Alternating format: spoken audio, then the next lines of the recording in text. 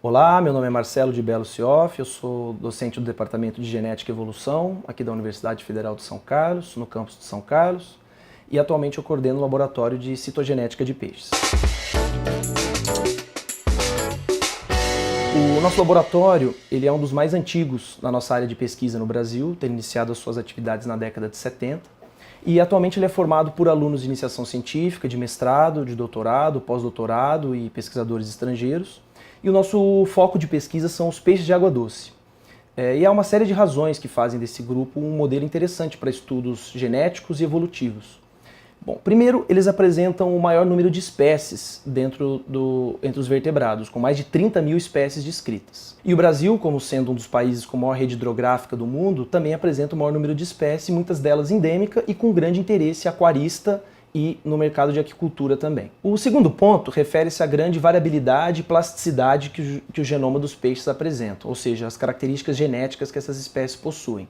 Dado o grande número de espécies e a necessidade delas se adaptarem aos diferentes ambientes que elas ocupam, existem inúmeras adaptações morfológicas, fisiológicas e ecológicas, e os aspectos genéticos servem como base para todas essas variações. E, por fim, os peixes estão confinados aos rios e lagos que são de ocorrência, ou seja, eles têm uma capacidade de dispersão muito limitada. Portanto, a evolução de muitos grupos está intimamente associada à evolução geológica da Terra. Os nossos estudos eles têm se focado num aspecto particular do genoma, que são os cromossomos. Os cromossomos eles representam o estágio de compactação do DNA, estão presentes em todas as células e são visualizáveis durante a divisão celular. Cada espécie apresenta uma característica cromossômica particular.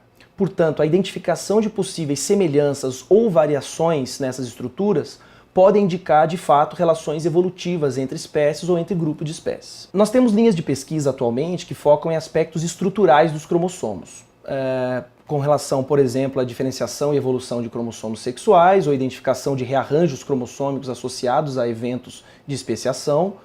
No caso dos cromossomos sexuais, por exemplo, diferente dos mamíferos que possuem praticamente todas as suas espécies com o sistema XXXY de cromossomos sexuais, os peixes apresentam todos os tipos existentes, em diversos estágios distintos de diferenciação, sendo, portanto, a análise dessas estruturas nos peixes um excelente parâmetro para se poder analisar os graus de diferenciação e os processos evolutivos associados com a evolução desses elementos do genoma. Uma outra linha de pesquisa se dá na área da citotaxonomia, que é um auxílio que a citogenética presta à taxonomia, que é a ciência responsável pela identificação e classificação das espécies. Muitas espécies elas apresentam uma morfologia muito similar, sendo consideradas espécies crípticas. Mas, na verdade, a análise genética e cromossômica pode identificar que, na verdade, estamos tratando de espécies distintas. Um exemplo clássico disso é com a espécie popularmente conhecida como traíra, Ophias malabaricus, que tem uma ampla ocorrência na América do Sul. Ao longo dos últimos anos, nós temos feito inúmeras amostragens em toda essa área de ocorrência e a alta variabilidade genética e cromossômica observada permite a identificação de pelo menos 7 novas espécies que devem estar presentes nesse complexo de espécies. Por fim, mais recentemente temos desenvolvido uma linha de pesquisa na área de biogeografia de peixes primitivos. Alguns grupos de peixes têm uma origem muito antiga, cerca de 220 milhões de anos, em uma época onde todos os continentes ainda se mantinham unidos numa grande massa continental. E a separação dessa massa continental ao longo dos anos foi responsável pela grande diversificação de hábitats que essas espécies ocupam atualmente e também nos processos de especiação que levaram à origem desses organismos. Nós temos trabalhado com espécies da ordem Osteoglossiformes, que estão distribuídos na América do Sul, África, Ásia e Oceania, e que é reflexo direto da separação que esses continentes tiveram durante períodos pré-históricos da Terra. Aspectos genômicos e cromossômicos desses peixes podem gerar indícios para entender como o processo de separação continental teve um papel preponderante na diversificação desses organismos.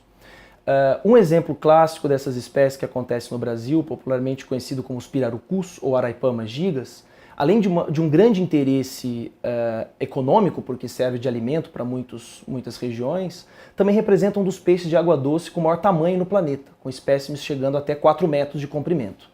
Um outro exemplo também de grande importância desse grupo se dá com os aruanãs. Existem espécies no Brasil, 2 delas, mas as espécies asiáticas representam um dos peixes com maior valor de mercado no comércio aquarista, dado a beleza exuberante que esses grupos apresentam. Eu espero que tenha sido possível ter uma visão das nossas linhas de pesquisa aqui desenvolvidas, e para maiores informações vocês podem acessar o nosso website www.lcp.ufscar.br para maiores informações e oportunidades. Muito obrigado.